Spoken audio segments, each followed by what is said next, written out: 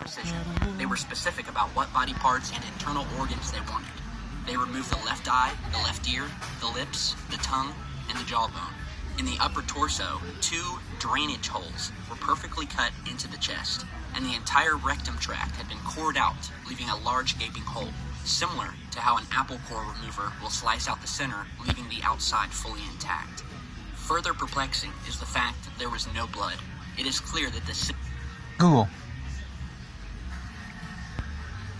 systematic mutilation was executed with speed, precision, and powered by an advanced intelligence. And that is what makes this case so disturbing. If we are to assume that this abduction was carried out by an alien intelligence, then it also may be time to revise our data regarding the conceivable specific intentions, moral perspectives, and general agenda that some of our extraterrestrial visitors may have.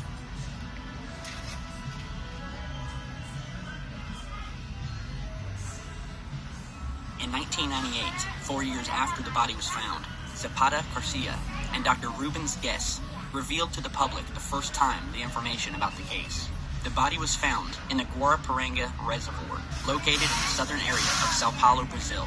Zapata and Dr. Rubens also had a series of photographs leaked to them from an insider with the Brazilian police.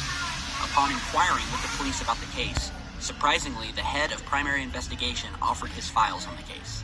Police are responsible for investigating crimes, yet this murder would prove to go beyond even the most sickest criminal minds could ever possibly conceive. The report was rather simple in that there were no signs of struggle, no typical violence occurred here, no ropes or weapons were ever involved. The autopsy report would reveal more about what happened than what the police could produce.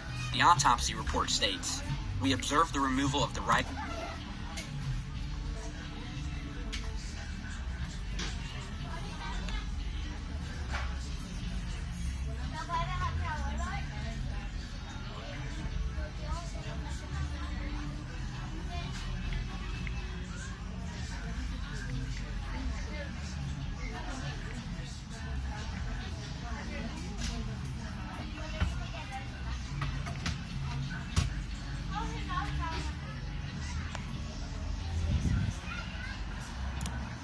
right and left orbital areas, emptying of the mouth cavity, pharynx, oropharynx, neck, right and left armpit area, abdomen, pelvic cavity, right and left groin area. With Zapata's and Dr. Rubin's determined research, the report, in addition to the photographs, were made public. You can download a copy of the actual autopsy report by visiting the link down in the video description. A few items have been blacked out to protect the identification of the victim.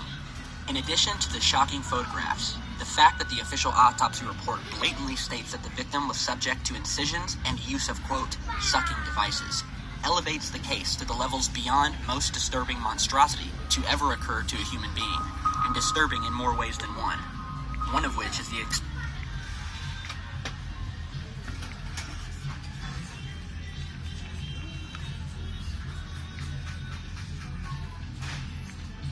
Google.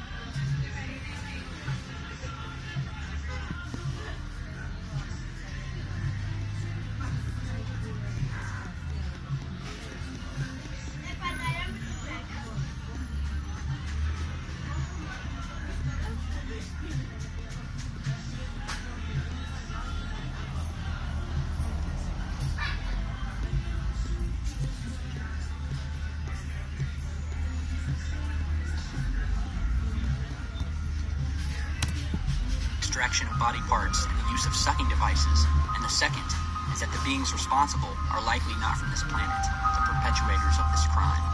Given the brutal and completely immoral nature of the suspected extraterrestrial mutilation and the autopsy conclusion that implies heart attack due to extreme pain means that, unfortunately, this victim was almost certainly alive while the systematic mutilation took place.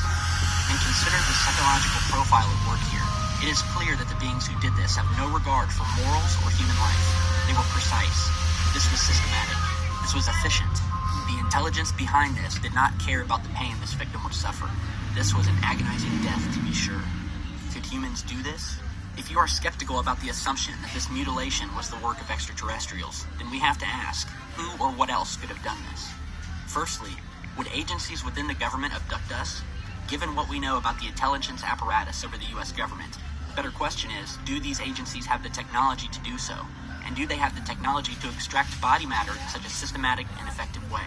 Does the military-industrial complex, with their multi-trillion-dollar black budget, have the capability to carry out such a technological mutilation? And if so, why? What would the government need living internal organs for? Another confusing question is, why wouldn't they properly dispose of the evidence? What possible reason would they have for engaging into a complex mutilation extraction process, only to leave the savage carcass back in public view? And then there is another possibility, that this was not caused by any living beings at all, that the responsible ones behind this alien abduction are